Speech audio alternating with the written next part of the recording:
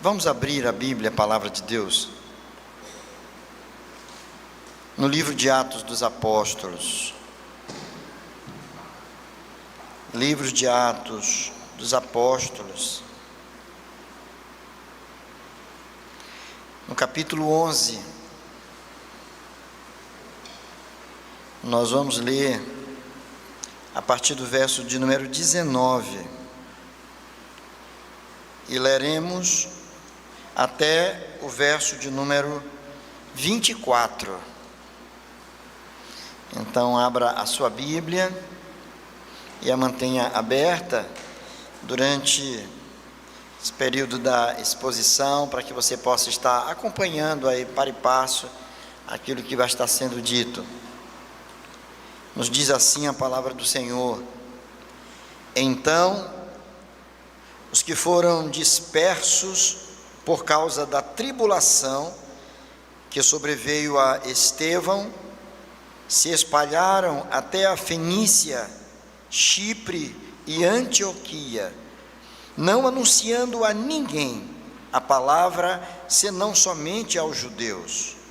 Alguns deles, porém, que eram de Chipre e de Cirene, e que foram até Antioquia, falavam também aos gregos, anunciando-lhes o evangelho do Senhor Jesus. A mão do Senhor estava com eles, e muitos, crendo, se converteram ao Senhor. A notícia a respeito deles chegou aos ouvidos da igreja que estava em Jerusalém, e enviaram Barnabé até Antioquia. Tendo ele chegado e vendo a graça de Deus, alegrou-se e exortava a todos a que, com firmeza de coração, permanecessem no Senhor, porque era homem bom, cheio do Espírito Santo e de fé, e muita gente se uniu ao Senhor. Vamos orar, vamos pedir a Deus que tenha misericórdia de nós, que nos instrua com a sua palavra, que fale ao nosso coração.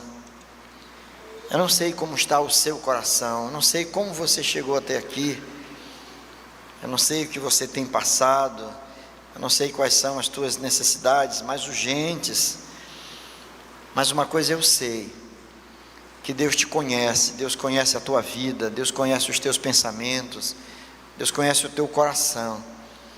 E a minha oração é que o Senhor nos abençoe, e que o Senhor aplique a sua palavra a nós, individualmente, a cada um de nós, e que Ele aplique essa mesma palavra a nós como igreja, como essa comunidade que se reúne para adorar e servir ao Senhor. Então vamos pedir a Deus que fale conosco. Ó Deus, nós te louvamos pela alegria de poder servir ao Senhor. Nós te louvamos pela bênção de estar aqui nesta hora, Senhor. Nós te louvamos pela tua palavra que está aberta diante dos nossos olhos. Mas confessamos, ó Deus, que tantas vezes lemos, mas nem sempre compreendemos a tua palavra. Muitas vezes, Senhor, até compreendemos a palavra perfeitamente, mas, ó Senhor, ela se torna tão distante de nós, porque nós não a agasalhamos no nosso coração.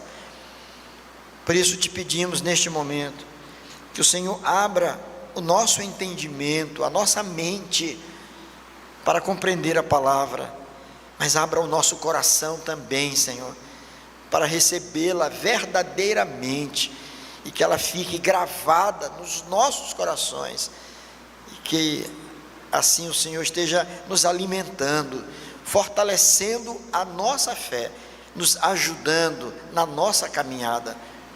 É o que te pedimos, Senhor, pedindo ao Senhor particularmente que me use como instrumento em tuas mãos, como boca do Senhor a falar aos meus irmãos, em nome de Jesus e para a glória de Jesus. Amém, Senhor. Amém. Queridos, nós estamos fazendo uma revisita a esta mesma sessão, a esta mesma porção das Escrituras. Não faz muito tempo que eu tive lendo com os irmãos esse texto e também fazendo uma exposição bíblica aqui. Mas lendo ainda de forma mais detida, o nosso coração e os nossos olhos pararam em um verso aqui que chamou muito a minha atenção. E eu queria compartilhar com os irmãos exatamente isso que Deus tem colocado no meu coração, essa preocupação com a igreja do Senhor Jesus. Nós fazemos parte da igreja, e eu já falei em outras oportunidades que muitas vezes a gente, quando se achega para a igreja, os primeiros momentos, os primeiros dias, são momentos de muita alegria, de muito fervor espiritual. E nós temos uma alegria e uma satisfação muito grande em ler a palavra todos os dias, em orar todos os dias, em sair dos nossos lares com a nossa família, vir para a igreja para adorar o Senhor. Cantamos com alegria, com emoção, com entusiasmo, porque o nosso coração está tão cheio de Deus, que nós não temos como ficar distante de tudo aquilo que acontece na igreja de Deus. O fato é que os dias passam e com eles também vem um enfrentamento de muitas dificuldades, muitas lutas, e muitas vezes bate um esfriamento muito grande, e você nem percebe que ele está chegando, mas ele vai chegando paulatinamente.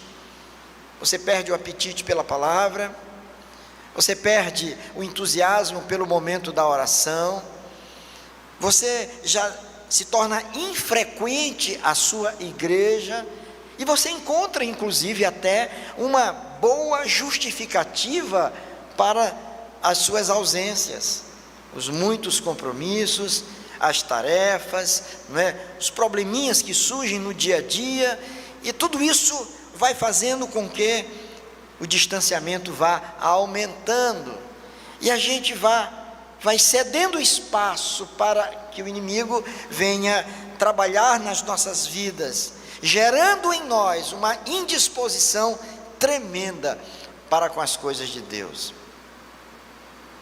Esse texto que nós lemos aqui, que é um relato da história da igreja, aliás, todo o livro de Atos trata da história da igreja. Foi escrito por Lucas, um médico, que escreveu também o Evangelho, que tem o seu nome, Evangelho de Lucas, e ele escreve também o livro de Atos.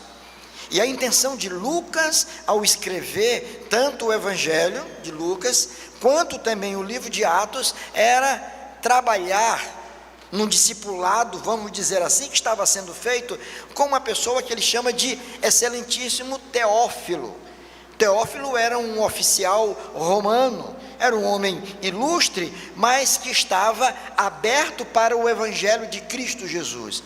Ele estava sendo instruído, ele estava sendo ensinado acerca das verdades eternas. Então Lucas faz uma pesquisa meticulosa, com critérios científicos inclusive, para poder instruir de forma correta o Teófilo. O desejo do coração de Lucas é que Teófilo tivesse uma fé consistente, que ele se mantesse firme na fé.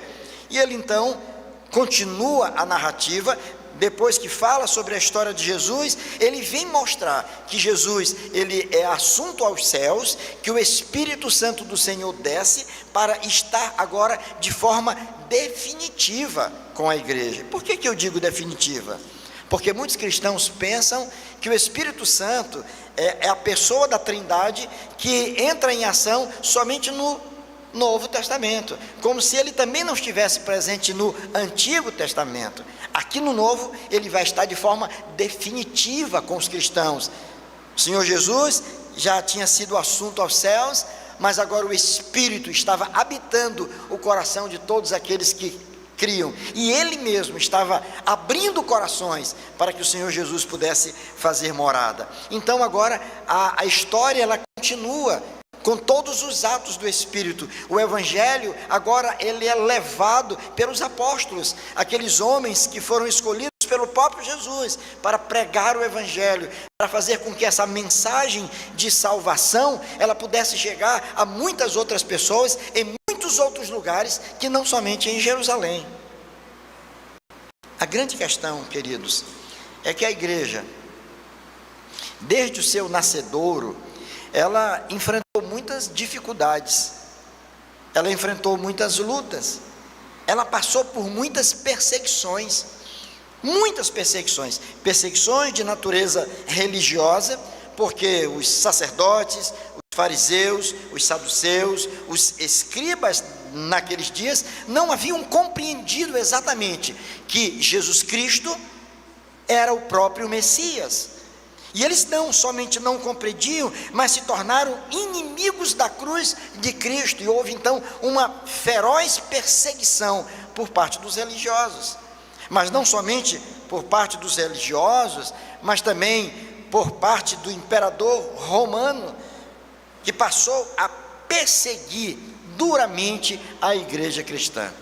Quando você vai ler um pouco acerca da história da igreja, e você vai ler a história dos imperadores romanos, você vai ver, por exemplo, que Nero, que Diocleciano foram imperadores crudelíssimos, que levaram à morte muitos cristãos, muitos irmãos nossos na fé, foram levados para as arenas, foram mortos de forma terrível, cruel, simplesmente por causa da sua fé, simplesmente porque professavam a fé em Cristo Jesus. Ora, naqueles dias, assumir a sua fé de forma pública, professar a sua fé de forma pública, isto é, para que todas as pessoas soubessem que você é um servo de Jesus Cristo, que você cria em Jesus e o tinha como Senhor e Salvador da sua vida, aquilo ali era como se fosse uma sentença de morte. Você estava sentenciado ao sofrimento, aos maus tratos e até mesmo ao martírio por causa da sua fé. Hoje a coisa é bem diferente. Hoje parece-me que é até bonito você dizer: olha, eu sou um cristão. E as pessoas se afirmam cristãs. Na verdade, uma grande quantidade de pessoas afirmando que são cristãs. O Brasil, por exemplo, é tido como um país cristão. Algo preocupante. Ventos frios vindo ali da Europa, já pelos Estados Unidos passando, chegando no Brasil. O número de ateus no mundo está crescendo. Já na Europa, o número de jovens que se afirmam ateus é maior do que aqueles que se afirmam cristãos. E esse tipo de fenômeno vem alcançando também muitas pessoas no Brasil e atingindo, inclusive, pessoas que apostataram da sua fé. Pessoas que antes estiveram sentadas ao nosso lado, louvando e bendizendo o nome do Senhor, hoje estão distantes do caminho do Senhor e até zombando daqueles que ainda permanecem fazendo o que nós estamos fazendo aqui. Esse texto diz que, então, verso 19, você pode olhar lá, está dizendo: então, os que foram dispersos por causa da tribulação que sobreveio a Estevão. Lembram de Estevão? Quem era Estevão? Um diácono, um homem de Deus, um homem cheio do Espírito Santo, um homem apegado ao Senhor, que por causa da sua fé, ele foi apedrejado até a morte. E com aquele martírio que foi feito ali, em praça pública, na frente de uma multidão de pessoas que ali estavam, fez com que muitos cristãos, assim como eu e você, que creem no Senhor, fugissem, saíssem de Jerusalém. Eles não permaneceram mais lá, e é natural que isso acontecesse. Ficaram com medo, se levantou uma grande perseguição a partir daquele momento, e muitos cristãos deixaram seus domicílios, saíram das suas casas e foram para outros lugares. A Bíblia vai dizer que os apóstolos ainda permaneceram em Jerusalém. E vocês sabem que os apóstolos foram martirizados, O apóstolo Paulo, por exemplo, foi decapitado. Pedro foi crucificado. Eles foram mortos por causa da sua fé. E os cristãos que saíram de Jerusalém e que foram para a Fenícia, que foram para Chipre, para Antioquia, para outros lugares, eles não ficaram calados, mas eles chegaram nesses lugares e ali eles continuaram professando a sua fé. Eles continuaram falando de Jesus. E eles inicialmente falavam apenas para aqueles de origem judaica.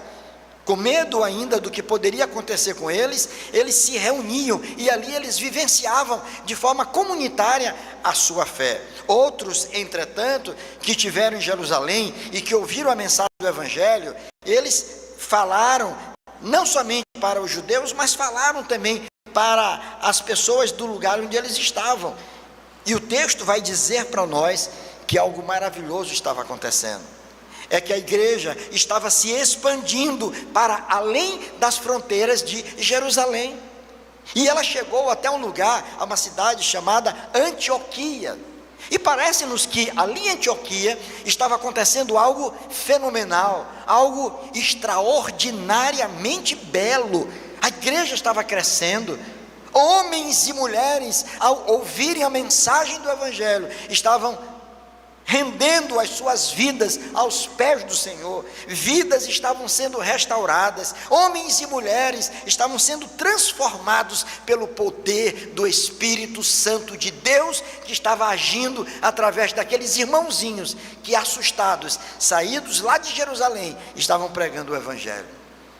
Como Deus faz, irmãos? Muitas vezes a gente pensa que para que o Evangelho seja pregado de forma exitosa, para que a igreja prospere e cresça, então é preciso que hajam pessoas extremamente capacitadas. Muitas vezes Deus está usando pessoas muito simples, mas cheias do Espírito Santo de Deus. Isso aconteceu com o apóstolo Pedro. Pedro era um simples pescador. Pedro não tinha o grau de instrução que você, meu irmão, que você, minha irmã, tem. Ele não colecionou diplomas como muitos colecionam.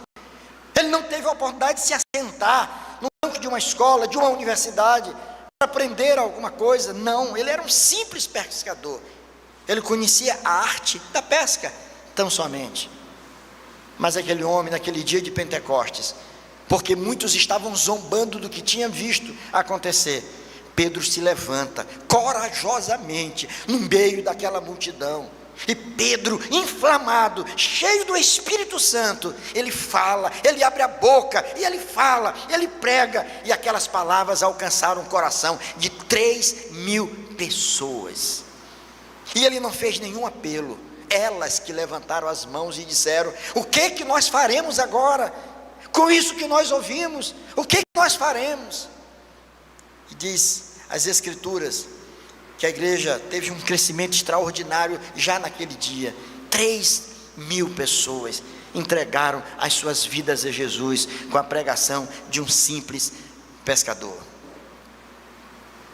Aqui a igreja estava crescendo, era em Antioquia. A igreja crescia. E lá em Jerusalém, onde estavam os apóstolos, a notícia chegou a eles. E eles ficaram maravilhados ao saberem do que estava acontecendo. E resolveram mandar até Antioquia a Barnabé.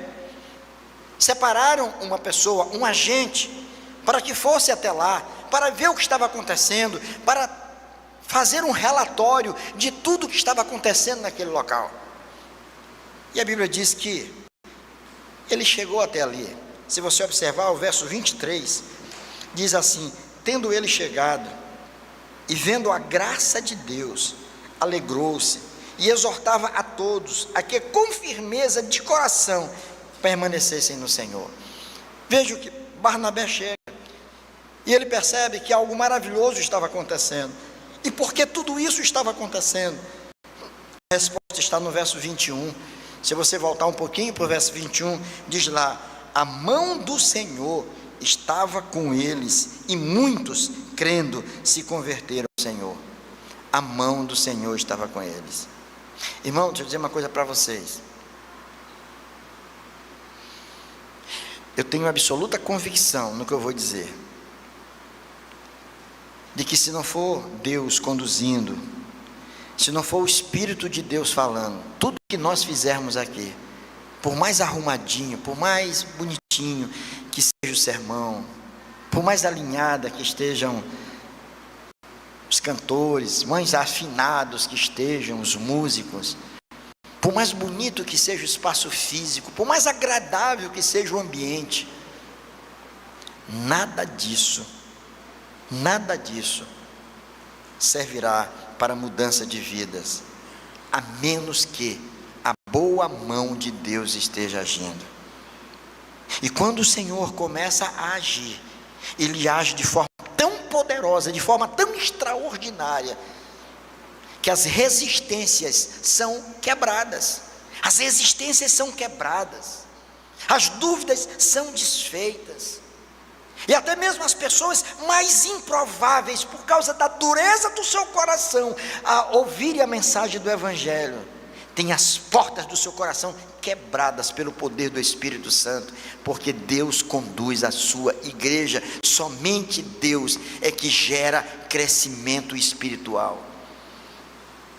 Uns pregam, outros tocam, outros recepcionam a porta da igreja, outros arrumam a igreja, outros limpam, outros cuidam do templo, mas quem dá o crescimento, quem faz a igreja crescer, é o Espírito Santo de Deus.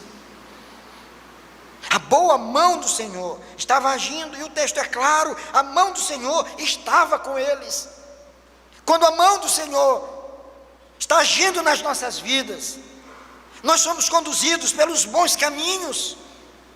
Quando a mão do Senhor está agindo nas nossas vidas, nós vivemos de forma harmoniosa na nossa casa, com a nossa esposa, com o nosso marido.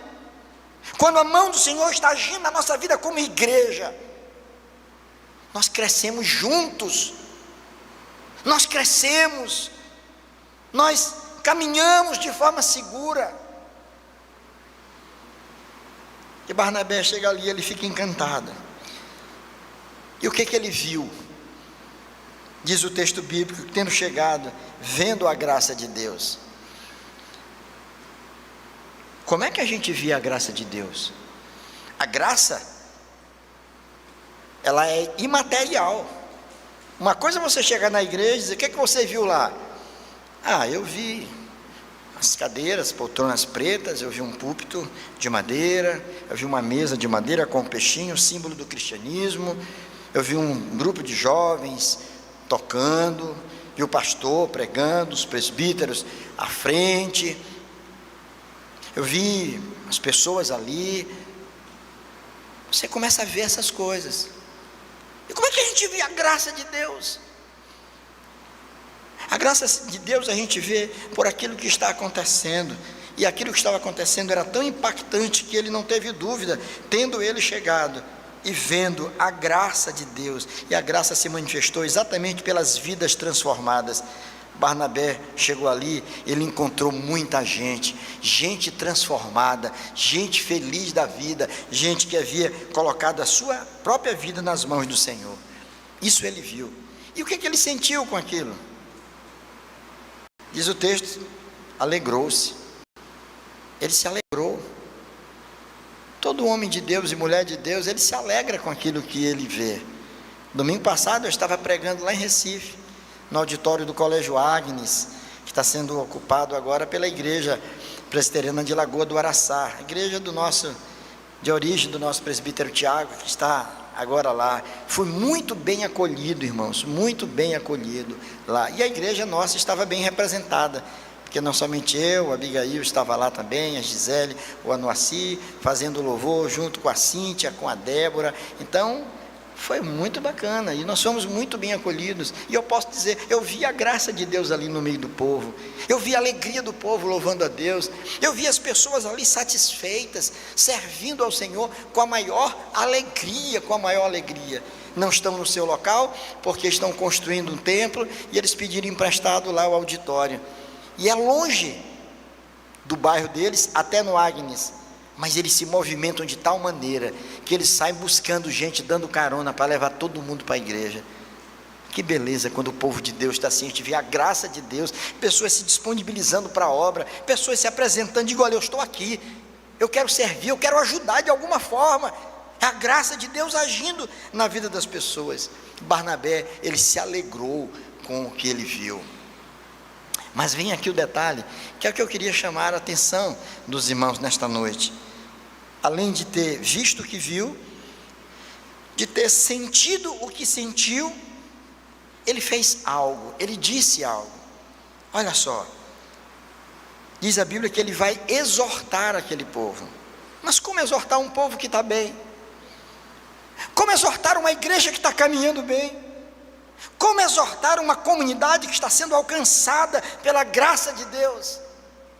Mas que exortação maravilhosa foi essa? Diz o texto: exortava a todos a que com firmeza de coração permanecessem no Senhor. Irmãos, preste atenção, essa talvez seja uma das maiores necessidades da igreja nesses dias, é a permanência no Senhor. A Bíblia diz que nos últimos dias, o amor de muitos, o quê? Esfriaria. O amor de muitos esfriaria, de que muitos apostatariam da fé. Sabe o que é apostasia da fé? É abandono da fé. São pessoas que não veem mais sentido nenhum estar participando de um culto. São pessoas que passam a se tornarem zombadores até daqueles que estão fazendo. Ainda vão perguntar: escuta, tu ainda está indo nesse negócio de igreja? Tu ainda vai para lá? Tu ainda está cantando? Tu ainda faz isso? Tu ainda faz aquilo? São pessoas que passam a zombar, mesmo depois de ter vivido no meio do povo de Deus. Por isso essa exortação ela é mais do que necessária, irmãos. Ela é para nós hoje. Ela foi importante para aqueles irmãos de Antioquia naqueles dias do primeiro século, mas ela é importante para nós hoje também. Não interessa como você começou na fé, o importante é que você permaneça na fé. Não é importante saber que você um dia serviu a Deus, que um dia você participou de algum ministério na casa do Senhor, mas que hoje você está totalmente frio e indiferente. O importante não é começar, mas é permanecer firme. Eu tive fortes emoções nesta viagem.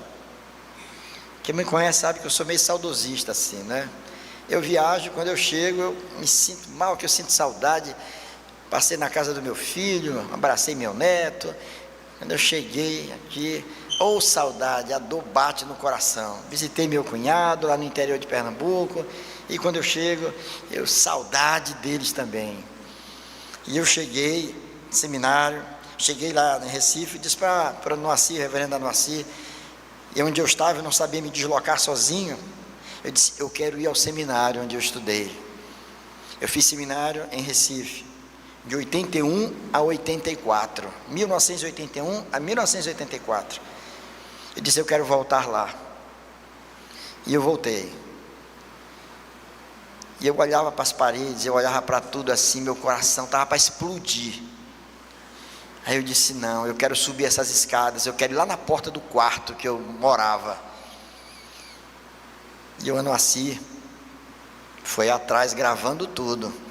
Depois mandou para mim o vídeo. Depois eu mostro para vocês. Eu subindo as escadas, olhando, tipo um bobo assim, sabe? Aí eu disse, e eu me lembro tanto disso: quantas vezes eu não estava ali com vontade de vir-me embora? Muita vontade, saudade de casa, saudade da igreja. Nunca tinha saído para morar fora assim. Aí eu dizia: não, eu posso servir a Deus de outra forma. Eu posso servir a Deus de outra forma. Estou com vontade de voltar. Eu estou com vontade de voltar. Saudade era grande. E eu subi ali, eu me lembro de cada detalhe. Eu digo: meu Deus, como tantas coisas eu aprendi. E para minha alegria, essa semana veio para cá, está uns dias já, um dos professores do seminário, reverendo Elias Medeiros, irmão do presbítero Eli Glória, foi meu professor, tanto no seminário como no programa do doutorado lá no André Jumper, também do reverendo Ângelo. Elias formidável, eu olhei Elias, dei um abraço, mandei registrar aquilo, botei até no Face lá, que felicidade. E eu me lembrando dos dias em que começamos, a minha alegria em poder estar ali aprendendo da palavra de Deus e me preparando para o exercício do ministério. Irmão, mas eu estou perfeitamente consciente que o que Deus quer de mim, não somente que eu volte para trás e que eu lembre daquela alegria, mas que eu me mantenha ainda hoje com a mesma alegria. E eu confesso para vocês, eu tenho essa mesma alegria cada vez que eu chego. E eu acho até que pastor não pode ser indiferente, não pode ser diferente disso. Tem que ter alegria no coração, tem que gostar do cheiro da ovelha, tem que gostar de igreja, tem que gostar de gente, tem que estar no meio do povo, tem que ficar feliz quando vê os seus irmãos. É preciso nos manter firmes. E quando eu leio isso aqui, eu vejo uma mensagem direcionada para mim, de uma necessidade de que Deus esteja renovando a cada dia na minha vida a alegria em servi-lo, servindo aos meus irmãos, me mantendo firme na fé, porque também eu, assim como qualquer outra pessoa, sofro ameaças terríveis que podem gerar em mim uma frieza espiritual, uma desilusão, um desencantamento, uma tristeza, uma contrariedade qualquer. Mas a oração é que o Senhor me mantenha firme, e nós precisamos nos manter firmes no Senhor, e esse é o nosso grande desafio hoje, meus irmãos. Eu quero que você saia daqui hoje com essa palavra na sua mente, no seu coração. Meu irmão, Deus está dizendo para você, pela palavra dele, que você precisa se manter firme no Senhor, firme no Senhor. Sabe por quê? Por algumas razões básicas até. Em primeiro lugar, porque, segundo o texto, somente firmes no Senhor nós estaremos preparados para enfrentar as situações aflitivas pelas quais nós passamos na vida. Somente estando firmes no Senhor, firmes na fé, nós podemos passar por essas dificuldades ou enfrentar essas situações aflitivas, das quais todos nós enfrentamos, independentemente da idade, independentemente do tempo que você está na igreja, de quantas vezes você tenha lido a Bíblia. Todos nós enfrentamos lutas e dificuldades, cada um de nós tem a sua história. E quando nós estamos firmes no Senhor, nós temos muito mais possibilidades de enfrentar essas adversidades e sair delas de forma vitoriosa, sem sermos tragados pelas demandas, pelos problemas que vêm e que nos sufocam, que nos abatem, nos entristecem e procuram de todas as formas nos afastar de Deus. Há muita gente que na hora da crise, a primeira coisa que faz é se esconder, se afastar.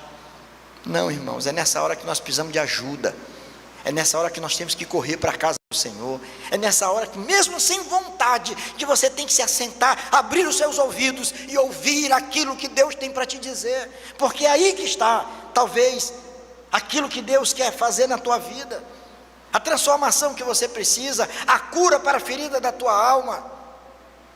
Nós precisamos disso, irmãos, estarmos firmes no Senhor para o enfrentamento dessas dificuldades.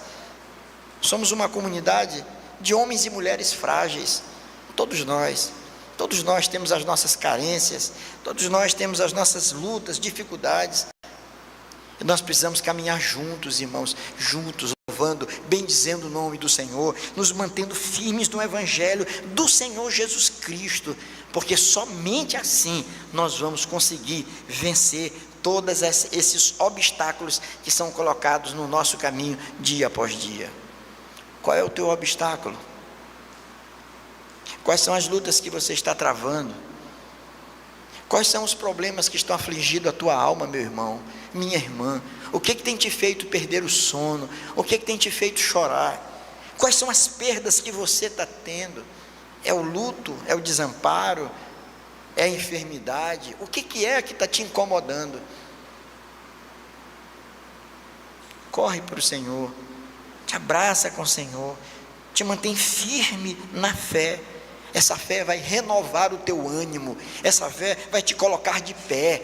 São essas verdades encontradas nas Escrituras que nos faz enxergar a vida com uma outra ótica, temos uma outra percepção da realidade, e nós aprendemos que o nosso destino final não é aqui, mas é o lugar que Deus tem reservado para todos aqueles que o amam, e lá é incomparavelmente melhor.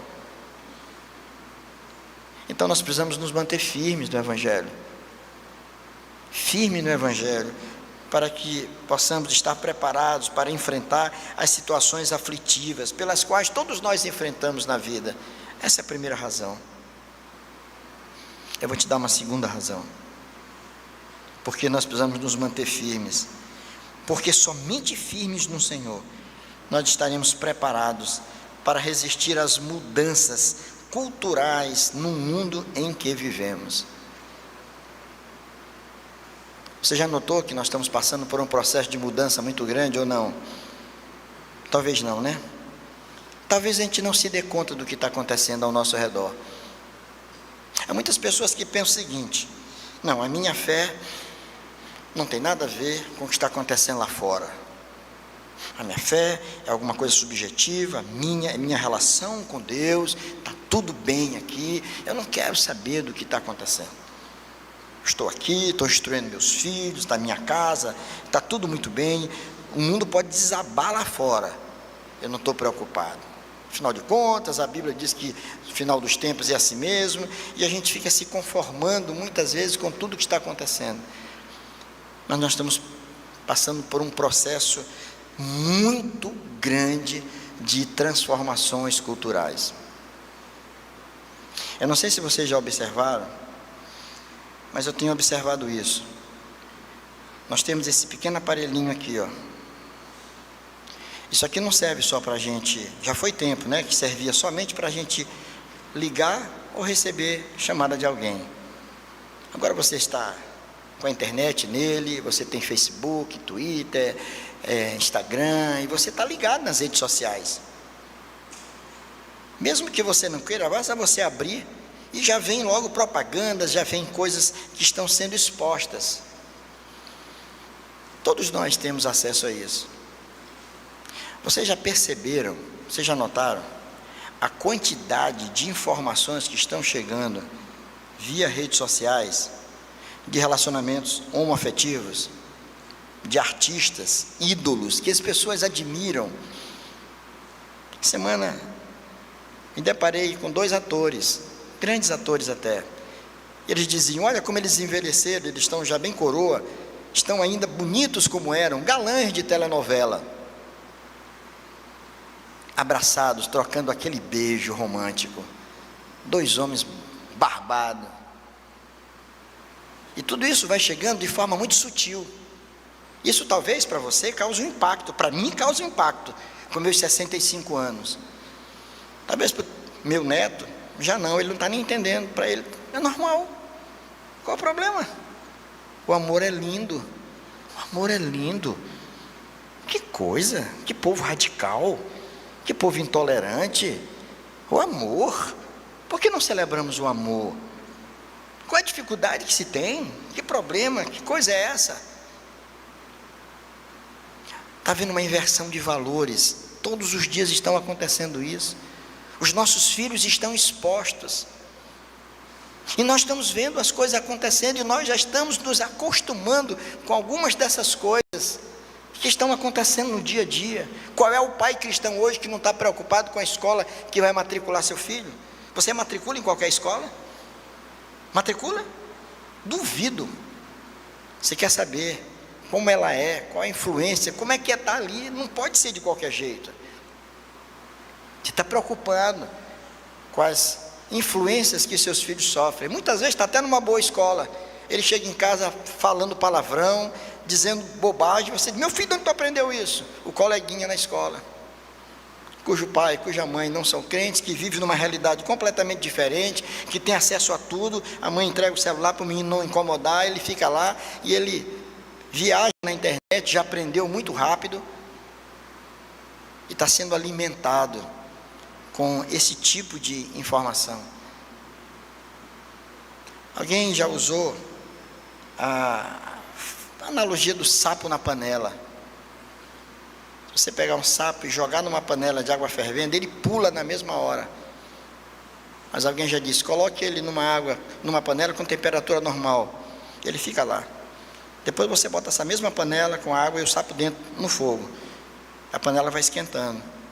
Ele não percebe que a temperatura, não percebe a temperatura que está subindo, e ele vai morrer ali dentro, sem saber o que aconteceu. A temperatura para ele estava normal. E esse autor, em um livro que eu estava lendo, ele diz, nós estamos como sapos na panela, a água está esquentando, e nós precisamos nos manter firmes. Muitas igrejas por aí estão mudando até a sua forma de cultuar a Deus, para se tornar mais atrativa, tornar muito mais atrativa. Já não há mais reverência, a linguagem é uma linguagem completamente diferente, com o objetivo de alcançar o maior número possível de pessoas, especialmente jovens. Não interessa como a coisa está sendo feita, o importante é que nós busquemos popularidade, queremos popularidade. E muitos estão negociando a verdade por conta disso.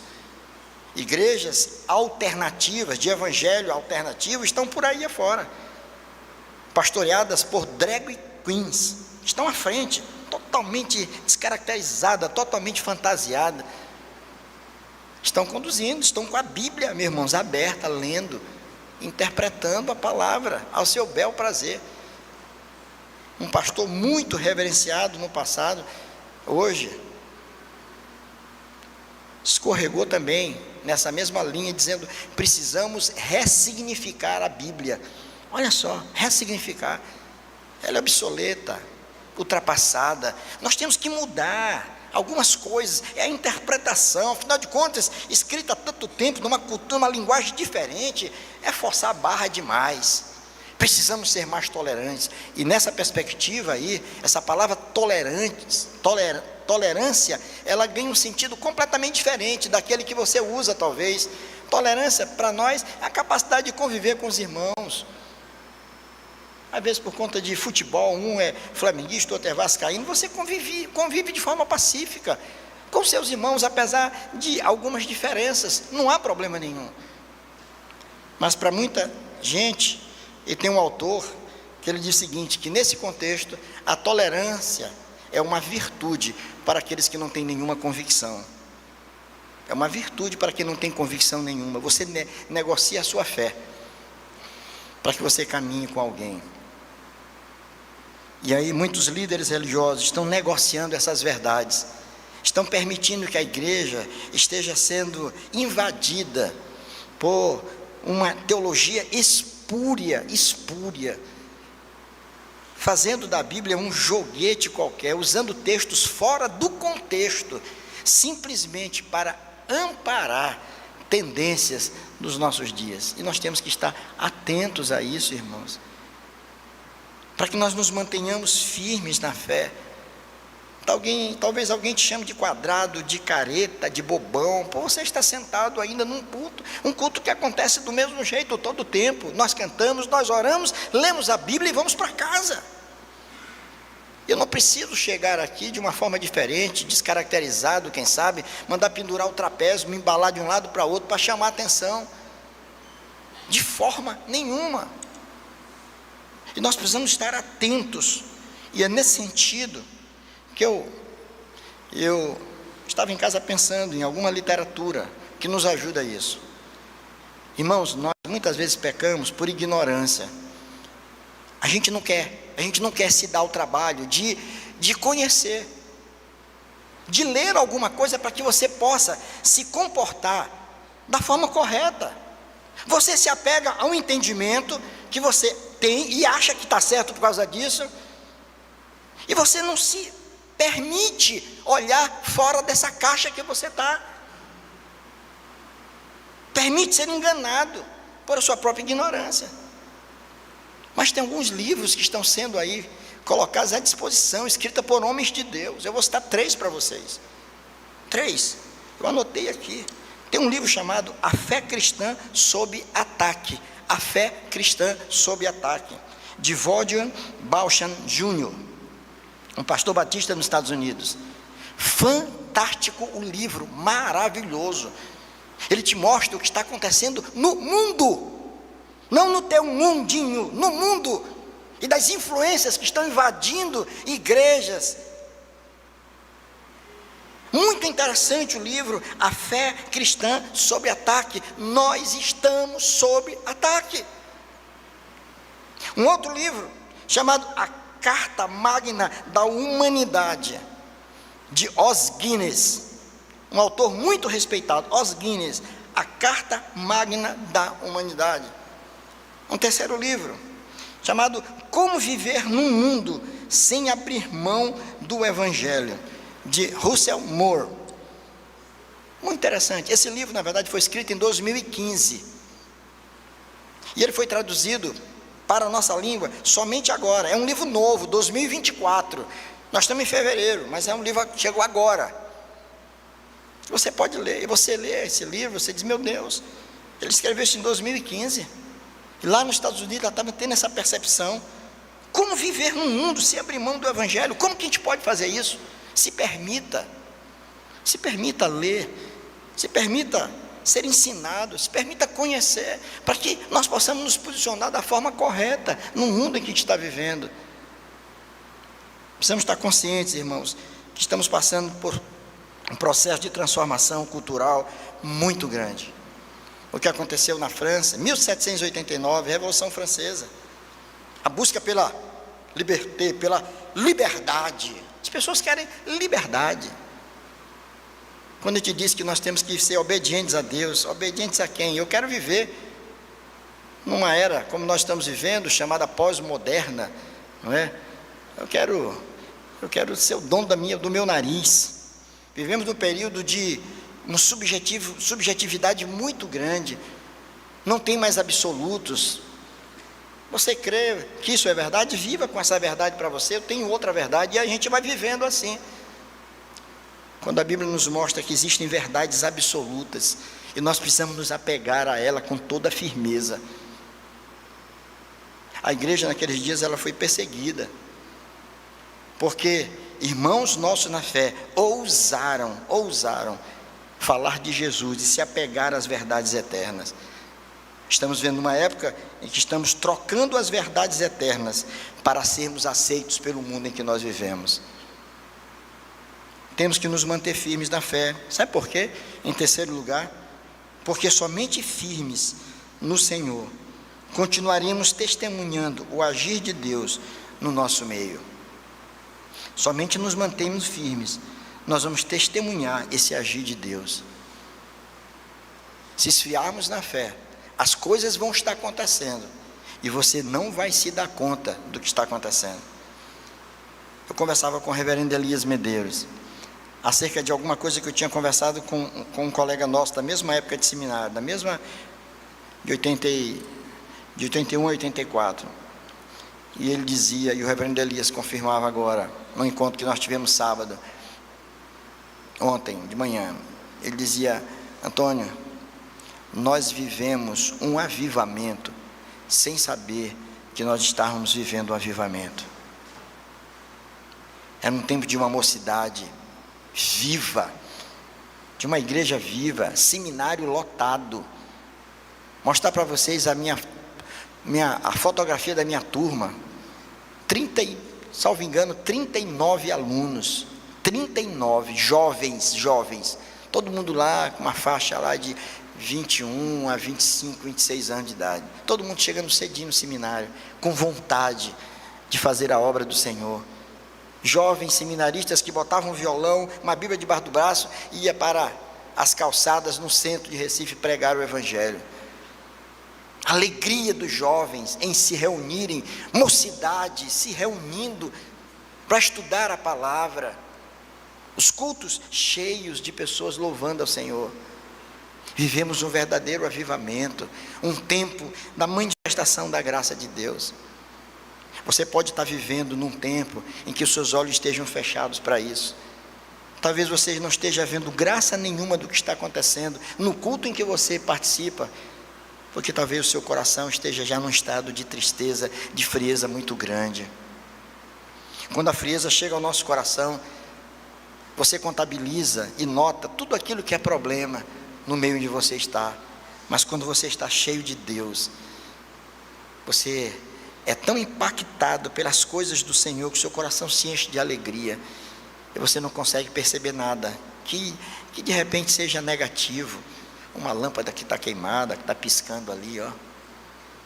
A gravata do pastor de repente está torta, e olha que eu me arrumo no espelho lá, de repente está torta. E a gente olha tantas coisas que não era para olhar e deixa de ver a manifestação do agir de Deus na nossa vida. Por isso nós precisamos nos manter firmes, irmãos, firmes no Senhor. Sabe para quê?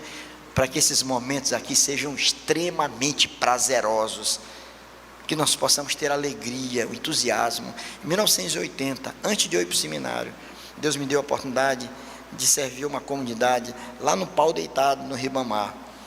Nós descíamos ali onde tem um negócio de galinha, vende galinha, abatedor, e nós descíamos, entrávamos ali 2 quilômetros, eu e a Abigail, minha namorada já nesse tempo, né? Nós andávamos até lá, e a congregação ficava no alto, nós estávamos embaixo, uma rua de terra. Lá de baixo a gente ouvia o canto dos irmãos, não é porque nós estávamos atrasados não, eles chegavam mais cedo, e eles esperavam a gente era cantando, louvando a Deus. Achava lindo aquilo, a vontade imensa. Nossa irmã Marinete, ela era de lá nesse tempo, cantando, louvando a Deus. Quando a gente chegava, o culto já tinha começado, mesmo antes do horário, porque os irmãos já estavam esperando com avidez que o pastor, que não era nem pastor, era um jovenzinho com um violão debaixo do braço, simplesmente para dirigir um culto. A alegria tão grande que tinha. Nós precisamos nos manter firmes na fé, irmãos, e a minha oração é que Deus renove a tua alegria. A minha oração é que Deus transforme a tua vida. A minha oração é que Deus possa eliminar do teu coração tudo aquilo que te impede de ter uma vida cheia de Deus, que você sinta essa alegria que aquelas pessoas que estão cheias de Deus sentem, que você se mantenha firme no Senhor, porque é somente se mantendo firme no Senhor que você pode perceber a manifestação da graça de Deus no nosso meio. Que coisa maravilhosa! Como é importante se manter firme. Não basta apenas começar bem, é preciso continuar bem, é preciso caminhar bem, é preciso estar com o Senhor, vivendo em comunhão com Ele, nos mantendo firmes na fé, no Evangelho de Cristo Jesus, para que a nossa vida tenha sentido, para que você não caia em qualquer outra cilada lá fora, que tente mostrar para você um projeto de vida, que te apresente, quem sabe, vantagens, que na verdade não são vantagens, são caminhos de morte. A minha oração é que Deus nos abençoe. A minha oração é que Deus abençoe cada um de nós, irmãos, e que Deus nos dê a graça de nos mantermos firmes na fé, para desfrutarmos de tudo aquilo que Deus tem reservado para todos aqueles que o amam. É a minha oração, em Cristo Jesus. Amém.